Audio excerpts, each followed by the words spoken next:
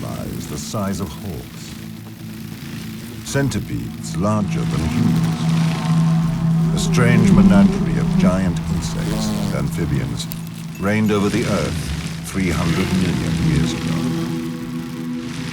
Over time, these huge creatures shrunk in size or disappeared. The reasons for their progressive extinction remain controversial.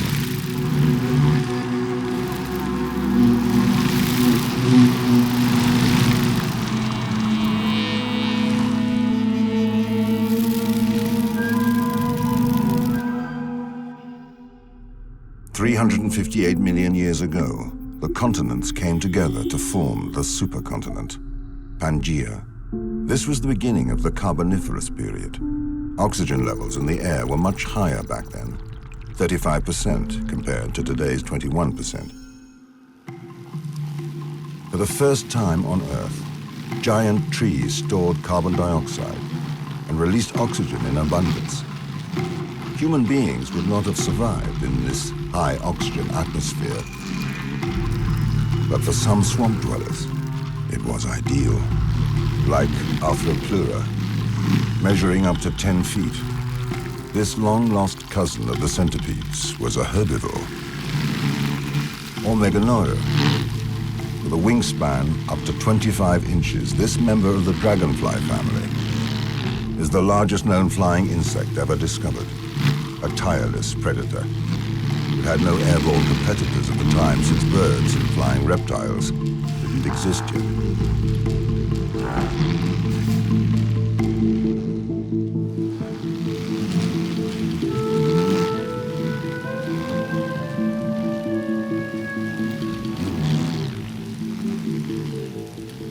The high oxygen levels in the atmosphere give the characteristic sepia color to the sky during the Carboniferous period. Oxygen also makes the air extremely flammable.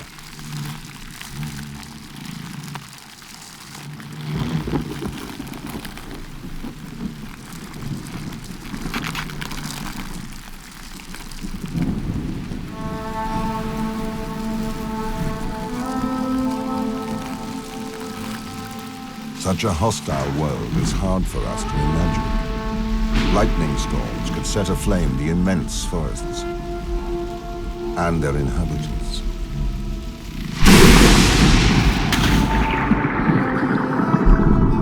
During this period, not a day went by without huge forest fires, and yet giant insects thrived.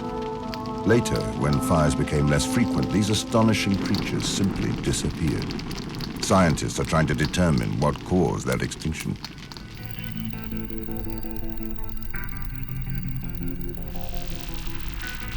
There are several possible culprits. In fact, it's a bit like an Agatha Christie novel, when there's not one, but several murderers. It's our job to take the clues we have and reconstruct the investigations in order to come up with the most likely scenario.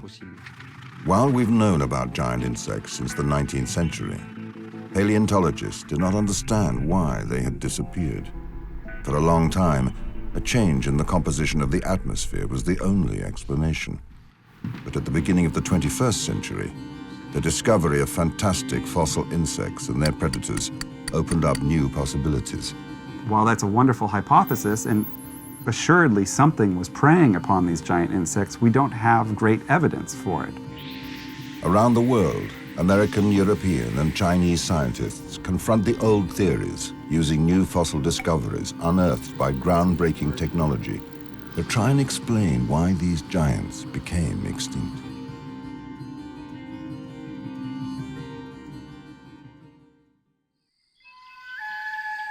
The earliest giant insect fossils were found in the French region of Allier in 1880. Under the surface at this pond were the remains of animals that had died 350 million years ago during the Carboniferous period, Meganeuras. Now extinct, these tireless predators are the largest flying insects that ever existed. This abandoned industrial site was an important coal field in the 19th century, and as the coal was dug out, fossils were discovered close to the town of Commentry. The owner of the coal mine, Mr. Money, gave his name to the specimen that is preserved at the Natural History Museum in Paris, Meganeura moni. André Nel, a paleontologist whose speciality is early insects, watches over this valuable piece. Miners would look for fossils to make a little extra money. And one day, when they were opening slabs, they came across this animal. Unfortunately, when they were digging it out, they hit it 4 times with a pick and we lost its head.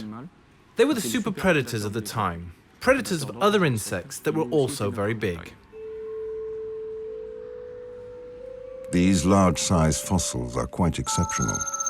While thousands of insects were found on the site of Carboniferous, only 5 Meganeuras were ever discovered. Meganeura, like all other insects, had 4 wings, 2 on each side attached to the thorax in the center. In front you had a head with big eyes because it was a predator, so its eyes, just like modern dragonflies, were used to see its environment in 360 degrees, so possibly even behind the animal. To better understand how this extinct animal once lived, we must step back 300 million years in time.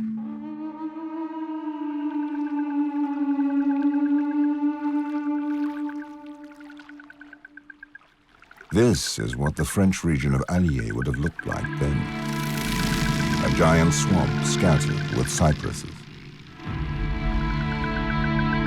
Humidity at nearly 100% made the atmosphere dense and allowed Meganeura to easily carry its heavy exoskeleton into the air. It is part of a genus that is extinct today, but it looks much like modern dragonflies and is part of the same Odonatoptera superorder. With wings that functioned independently of each other, Meganeura was agile in flight, but unlike its contemporary cousins, it couldn't fold its wings. Faced with this efficient airborne predator, vegetarian insects such as Paleodictyoptera had to keep themselves out of sight.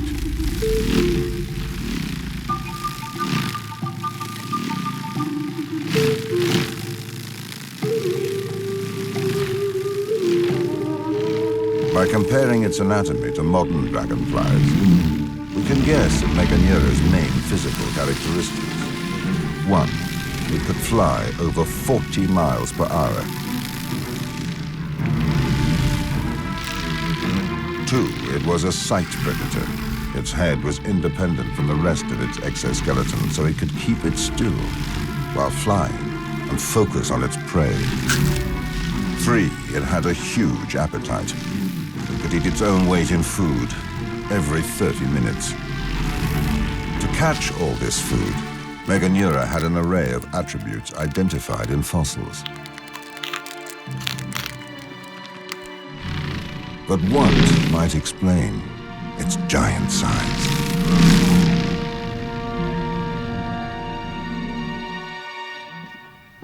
Away from the public is the museum's library of species, where they keep the specimens that scientists study.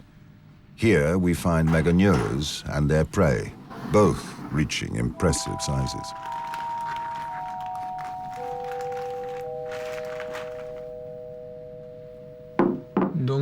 So here you have an example of a Meganeura, on which we see the base of its wings, the thorax, but what is most spectacular are the 4 legs equipped with strong spines that were used to stab prey.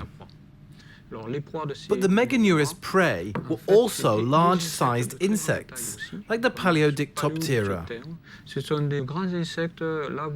You just have 1 wing from here to here, so you can imagine the whole thing. These were Meganeura's prey. They were big guys too.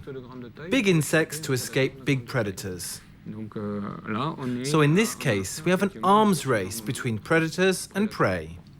But this battle to be the biggest between Meganeura and its prey seems to have had its limits. Otherwise, paleontologists would certainly have found even bigger and more terrifying flying insect fossils.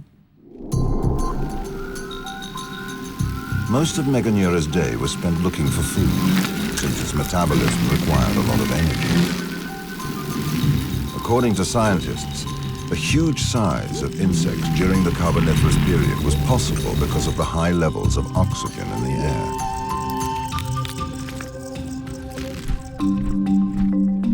air. Insects don't have lungs, but instead use a unique system of tubes, trachea, and tracheoles to bring air directly to their organs, including their digestive system.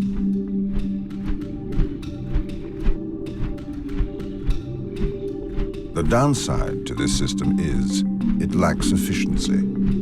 Air travels through the tissues in the form of gas. The bigger an insect is, the more oxygen it needs. It is very strange that these animals reach these sizes, because nowadays we do not have such big insects. And at the time of the dinosaurs, when we had large vertebrates, insects were much smaller. It turns out that in the Carboniferous period, for reasons linked to geochemistry, the oxygen rate in the atmosphere was higher than it is today, which encouraged the development of animals such as the large insects. Meganeuras could not survive in today's atmosphere because not enough oxygen would reach their organs, including their brains, and they would faint. Since the beginning of the 20th century, scientists have proposed a link between the size of insects and the concentration of oxygen. But it wasn't until 2007 that an experiment finally proved it.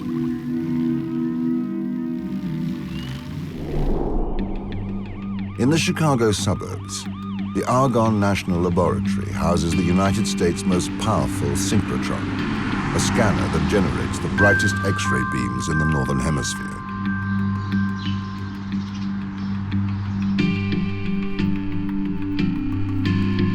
The distance around the particle accelerator is more than half a mile, so Jake Soka, the scientist in charge of the study, uses a trike to get around. Today, live insects are being put under the scanner. We use the idea that you can take living insects and make inferences about insects that existed in the past. What we're trying to do in this study is to test an old hypothesis that the amount of oxygen in the atmosphere is what limits insect body size.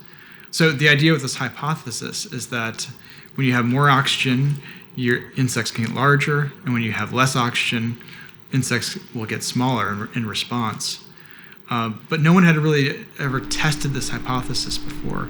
So we use synchrotron X-rays to look inside the animal to study the dimensions of their tracheal system. This particle accelerator generates extremely intense and focused X-rays that pass through the insect's body.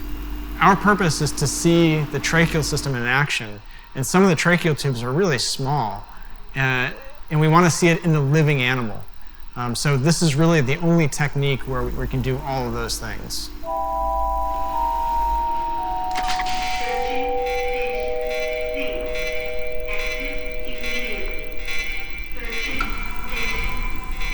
For the first time, scientists are able to actually observe an insect breathing. Would you turn the beam on? Using this experiment, they discovered that crickets not only breathe passively, but also use their whole bodies to carry air to their organs. And you can see that bubble in the gut moves forward to the head, and it moves backward. And every time it's doing that, it's synchronized with the compression of the tracheal system. The movements that you see here are not a passive effect. This is an active movement by the animal, and it's the ultimate cause of it are contraction of muscles. Just as this cricket contracts its digestive system to send air to its organs, Meganeura would have contracted its abdomen to absorb the thick Carboniferous air. The elastic exoskeleton would resume its shape once the muscles had completed their action.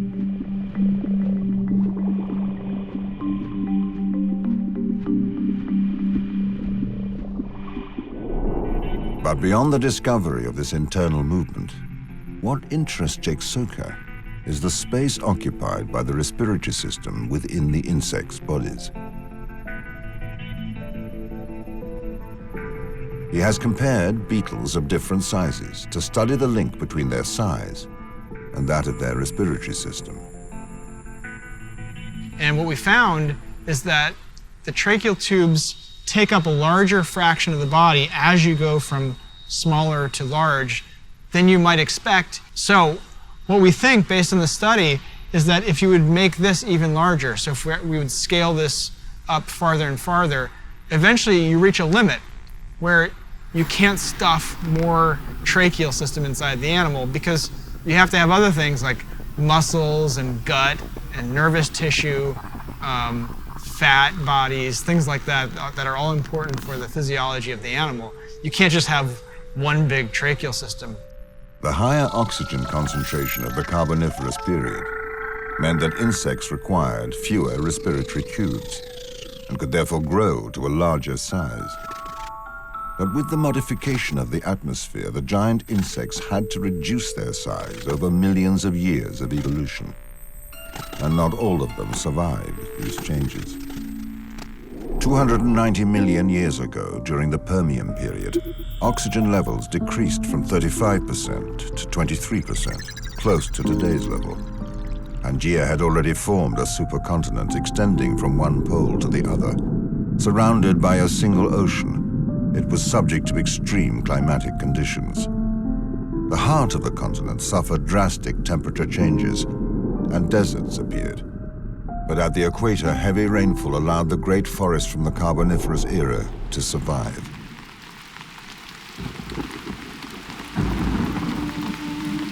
During this period of major climate change, punctuated by the monsoons and the warming of the atmosphere, a living fungus appeared on the bark of trees.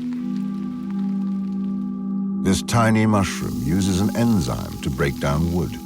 Gradually, plant debris and dead trees decompose and no longer build up on the ground to form coal.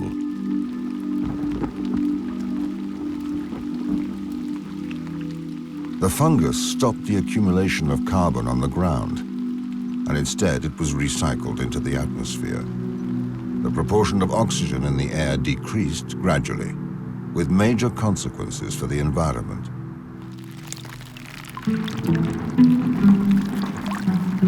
This transitional period brought about the demise of Arthropleura, a distant relative of the centipedes.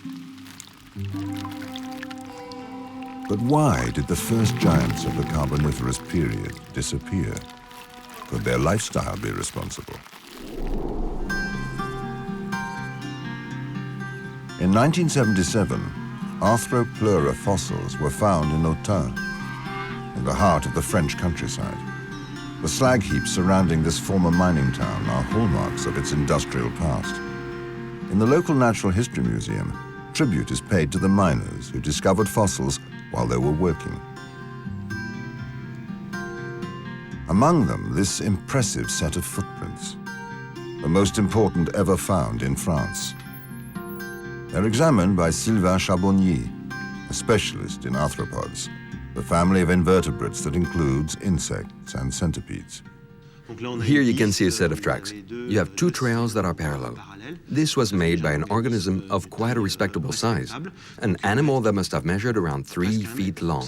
It's just a fragment of the track that was probably much bigger. Unfortunately, no adult-sized fossil has been discovered, but the paleontologists have found many smaller specimens in these coal deposits.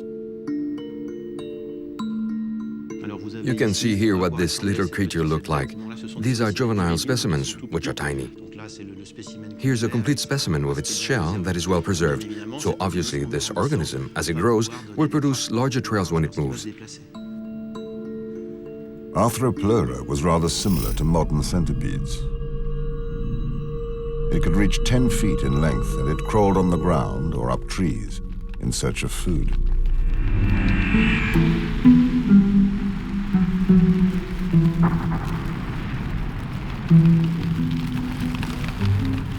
Life in the rainforests during the early Permian period was quite similar to that of the Carboniferous period.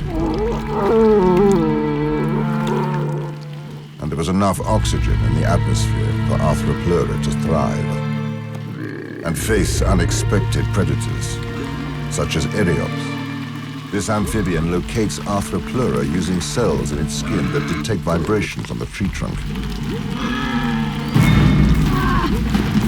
But Arthropleura had a considerable advantage. The claws at the ends of its articulated legs allow it to grip the trunk, and its protective shell shields it against attackers.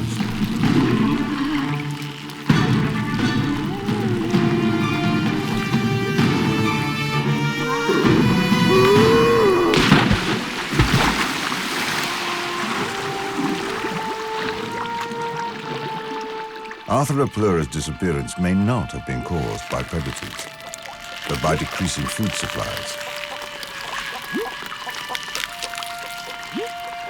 This creature was a herbivore. At the time, it would have had plenty to eat.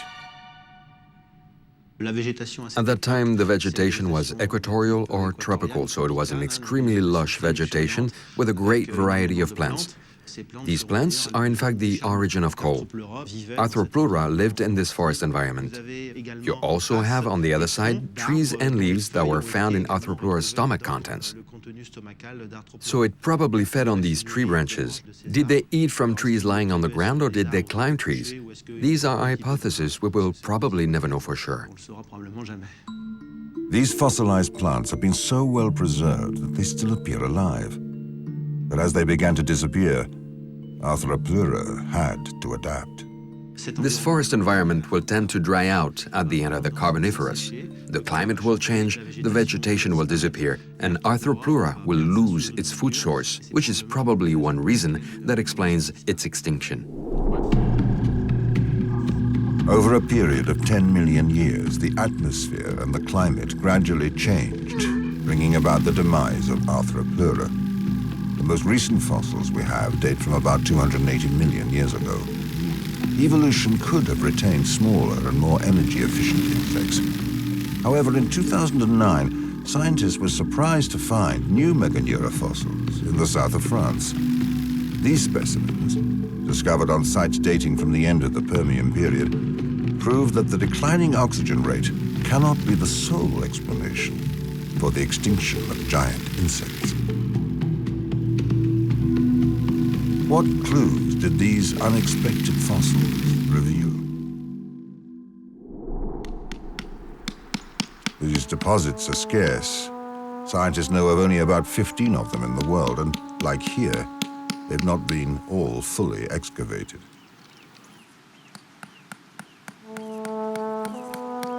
This beautiful landscape with its typical red rock is located less than an hour from the French Riviera.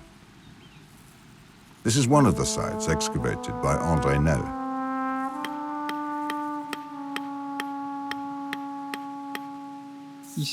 Here we are, 250 million years into the red continental Permian.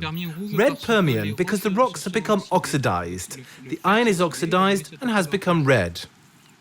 So we are dealing with an environment that is extremely rich in organisms that have left their impact but few visible fossils up to now. In any case, in this deposit. But fortunately, fossils have been found in other deposits.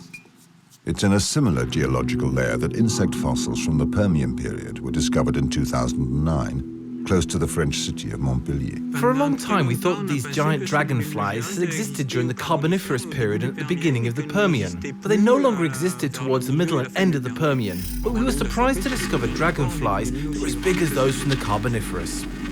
Paleontologists were perplexed, since the level of oxygen had already decreased by that period. In theory, giant insects should have disappeared, but the specimens of different sizes conserved in André Nel's laboratory in Paris prove that they were still around. There are tiny wings with the Meganeuridae like this one here. This is the size of a modern dragonfly's wing. We have much bigger species. Here is the rear wing of another Meganeuridae, another species. This one too was a giant. We have bigger ones, but only fragments. This here is a piece of Meganeuridae's wing. The size is comparable to that of the Meganeuridae of the Coniferous. We estimate that its wingspan is around 23 inches. We see that with these animals there is great diversity. It's during this time that they become the most diversified. We have small ones, medium ones, big ones, and very big ones. This means they had not really become extinct at this period. This does not sit well with the scenario of extinction due to the decrease in the level of oxygen. These recently discovered species of Meganeurus found in France have also turned up in the United States. Evidence of their existence is accumulating. Here is what the Earth looked like during the middle of the Permian period, a hot and humid world covered with tropical forests. With an oxygen rate just slightly higher than today, one animal species survived against all odds, Meganeurus, represented by this Meganeuropsis. This specimen, discovered in Texas, is as large as its French cousins. But how can an insect measuring nearly 2 feet survive breathing air that was much poorer in oxygen than in the past? Did it have an advantage that Arthropleura did not?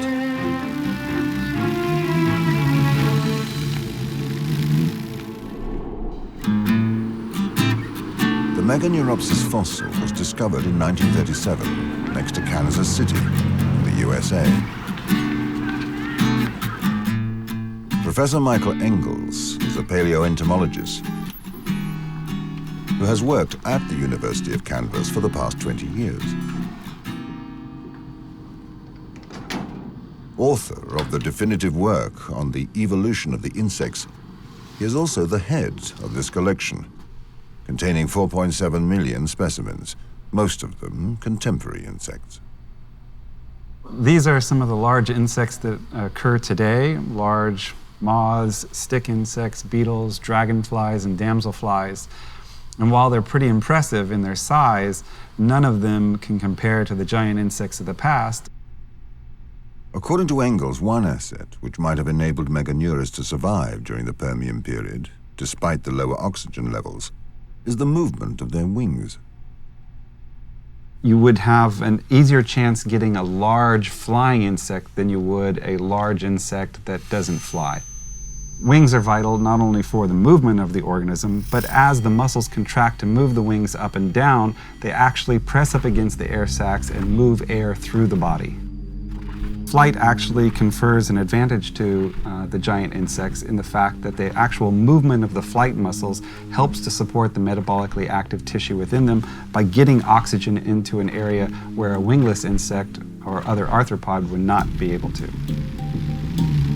This full-body ventilation could be the secret to Meganeuropsis' survival. The movement of its wings quickly brings air to the trachea, which then supplies the organs with oxygen.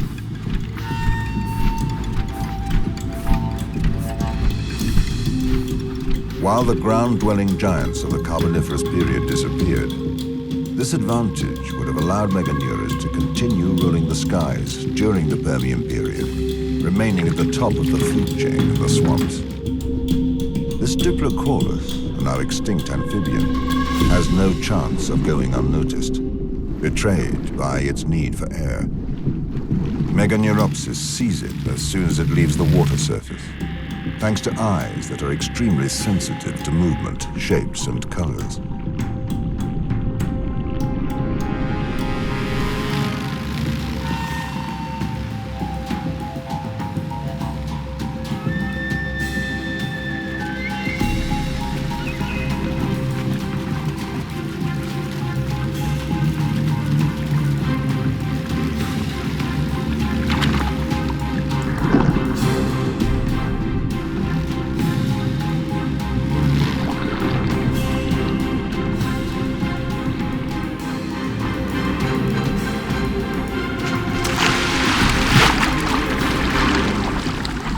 Meganeurus were the super predators of the time, and their wings enabled them to survive despite falling levels of oxygen.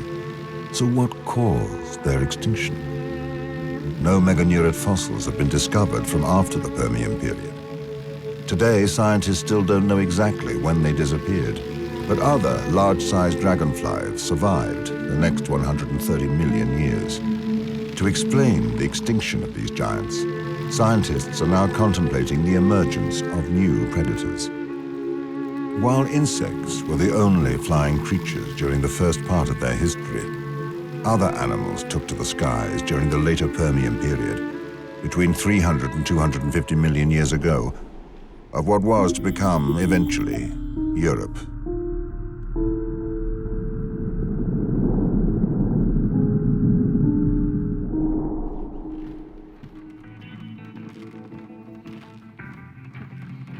Jean-Sébastien Steyer, paleontologist at the Natural History Museum in Paris, is the leading French specialist in early vertebrates. He has come to the legendary Paleontology Gallery to collect a very important specimen for the study of insect predators. Though smaller in size than many other fossils, this was the first of its species to possess a major advantage.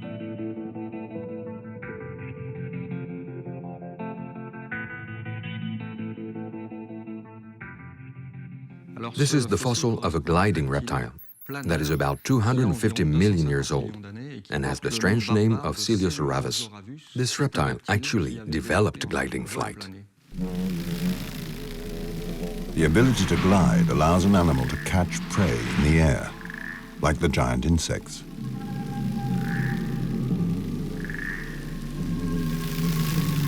The planet continued to heat up at the end of the Permian period. Swamps, an infinite source of fossils, now had aquatic plants characteristic of stagnant waters. Like the insects during the Carboniferous period, reptiles were just starting to try out life in the trees and flying. Amongst them, Coelurosauravus would become an outstanding insect hunter, thanks to its retractable wings. It had a very unusual and interesting anatomy. Its fairly small head was a triangular shape. On its skull, we can see small, conical pointed teeth. They were probably used to crack the hard exoskeletons of insects. And of course, the main characteristic of this gliding reptile are its stick-shaped bones that start around the armpits and enable this animal to throw itself in the air and base jump. We can well imagine it climbing up this microscope, for instance, and then jumping. We can even imagine it climbing with its small claws and then unfolding its wings to glide. So we can picture the race between Coelurosauravus and the flying insects living at that time. Only 16 inches long, this small reptile couldn't catch meganeuras, but it could compete for the same prey, the Paleodictyoptera. To catch its victim, it has to take the plunge.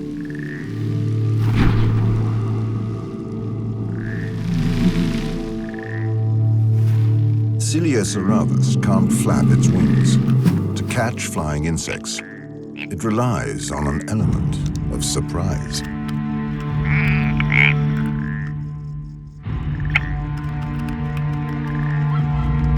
And its ability to glide.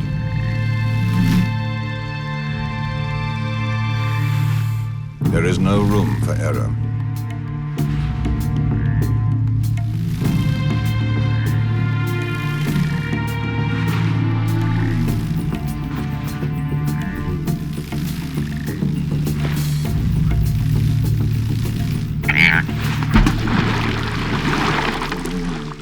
Coelurosauravus is merely a first step on the road to flight. This gliding reptile has no doubt played a part, maybe not in the full extension of giant insects, but in any case, we have a super predator regularly attacking them, and we can therefore assume that this was one element in the decline of giant insects at the time.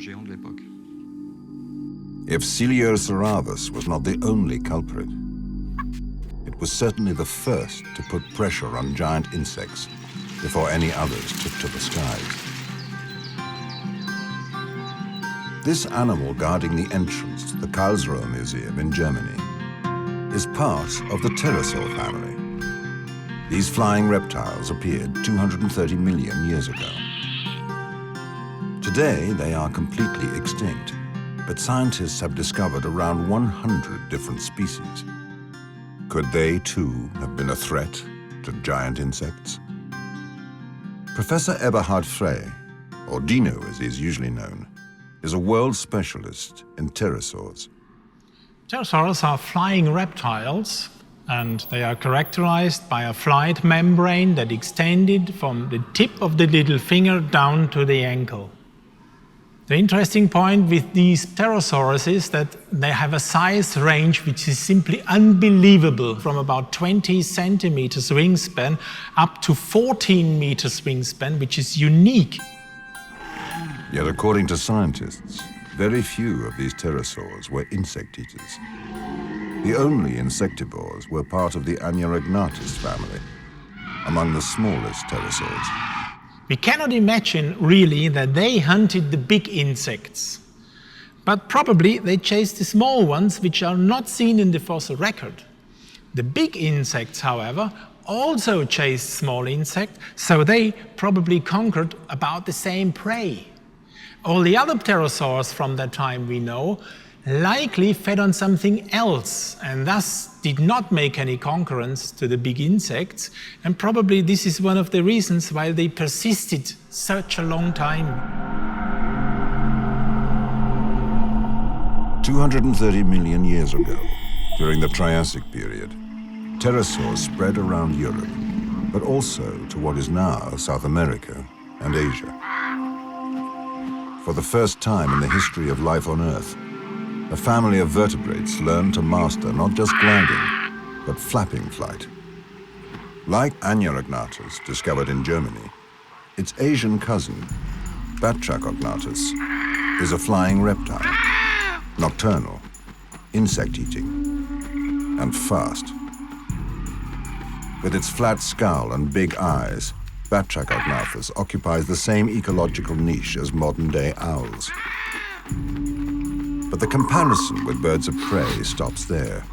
Its enormous jaws are equipped with a dozen conical teeth. No flying insect can hide from Bertrand volans, literally, flying frog jaw. Can the calligramma, an insect with a 10-inch wingspan, take it on?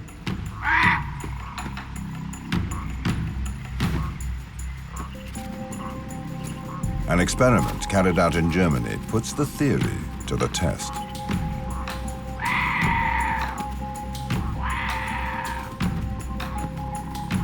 Dino Frey works in collaboration with the Institute of Fluid Mechanics in Karlsruhe, Germany. This wind tunnel is usually used to refine the shape of airplanes and improve their aerodynamics. But today, the paleontologist is using it to test the pterosaurs' flying abilities.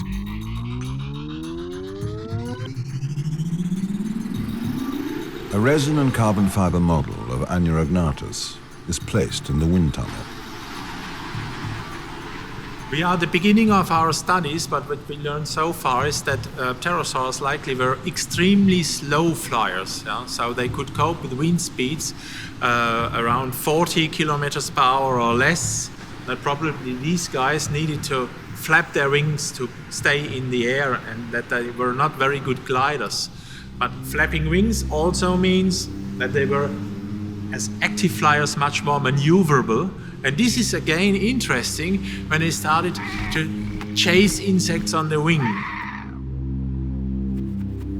When pterosaurs appeared, insects lost the monopoly on flapping flight. Bertrand was indeed capable of leaving the tree-lined shore to chase insects out in the open, which his predecessor, Coelosaurus, the flying lizard, was unable to do. The pterosaurs seem to have had more of an impact on the giant insect's prey than on the giant insects themselves, contributing to their final decline, but not fully explaining their extinction.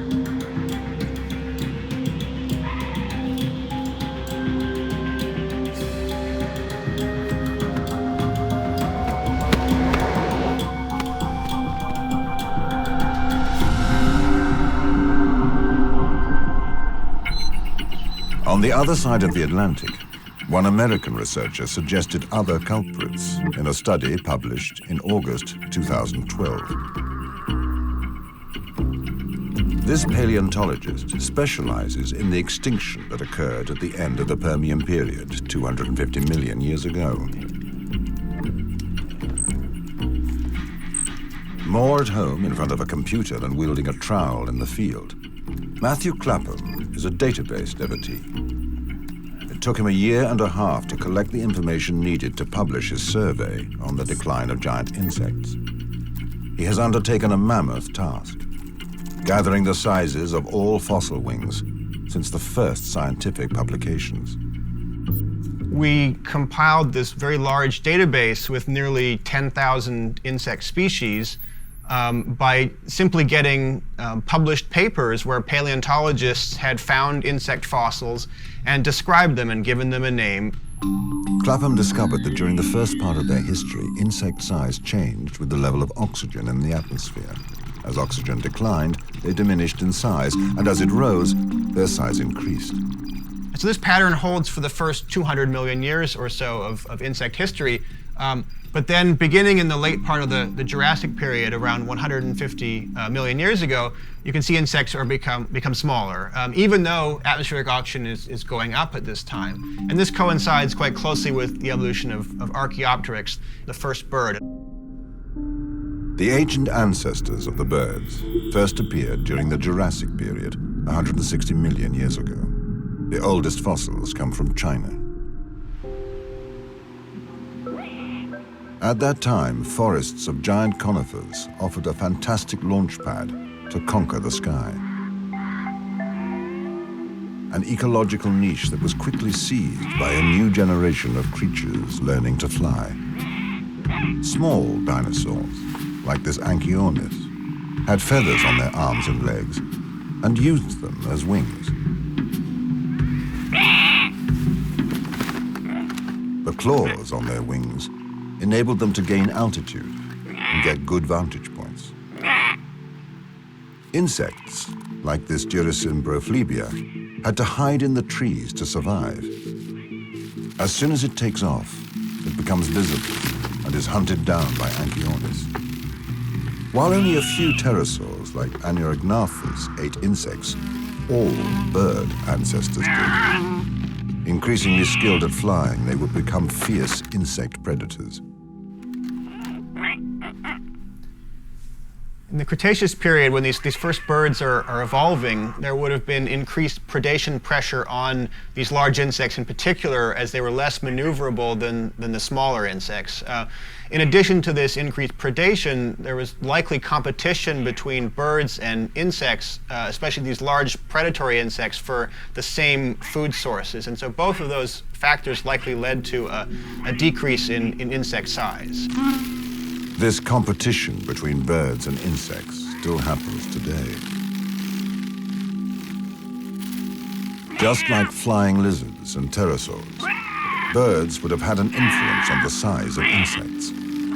But why have giant insects completely disappeared, leaving only today's small insect population? A last clue could provide an answer. It came from a fossil-rich site close to where Anchiornis was found, in the Chinese region of Liaoning, northeast of Beijing. The numerous eruptions that shook the region 125 million years ago have helped preserve certain plants from the period in volcanic ash, including the ancestors of flowering plants. Discovered in 2002 by the paleobotanist Sun Gay, they would have had an unexpected impact on the extinction of the last large-sized dragonflies. But here in China, in the West Liaoning, we found the oldest known angiosperm we call the Archaefructus. This is Archaeofructus, the first flower to appear on our planet.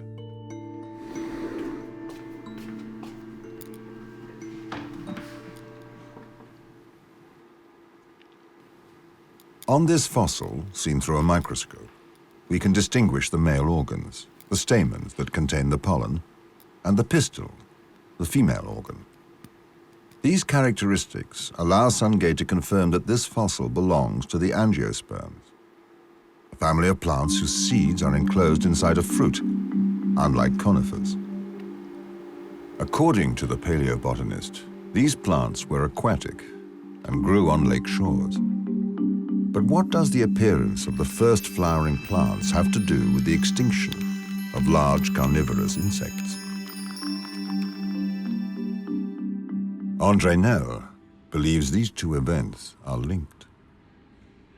Many families of insects disappeared at that time, and others managed to adapt to angiosperms, which proliferated and began to diversify to produce more or less our modern forests. The impact was also very significant for dragonflies during that same period. Could the decline of giant insects have something to do with the dragonfly's original shape? Because before they were able to fly, they were aquatic creatures. Their life began underwater.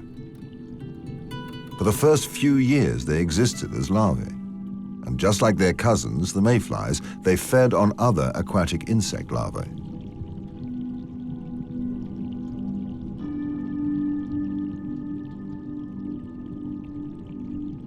When flowering plants, such as Archaeofructus, appeared on the lake shores 125 million years ago, the larvae's life conditions changed.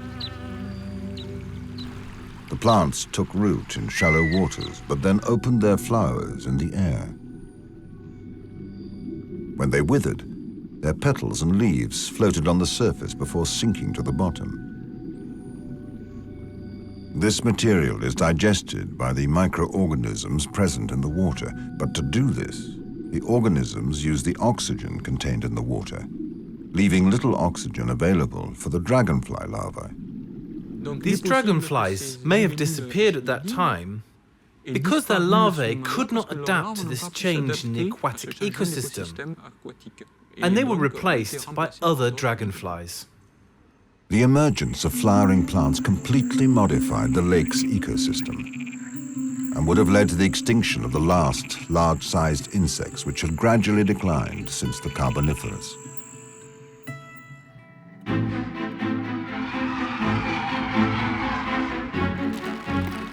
The extinction of arthropods and giant insects over millions of years of evolution teaches us that it took many protagonists to cause the extinction of these species. The change in the composition of oxygen in the atmosphere, the emergence of new predators like flying lizards, some pterosaurs, and the bird ancestors, and finally, the birth of flowers. In the early 21st century, which are the largest insects that inhabit our planet?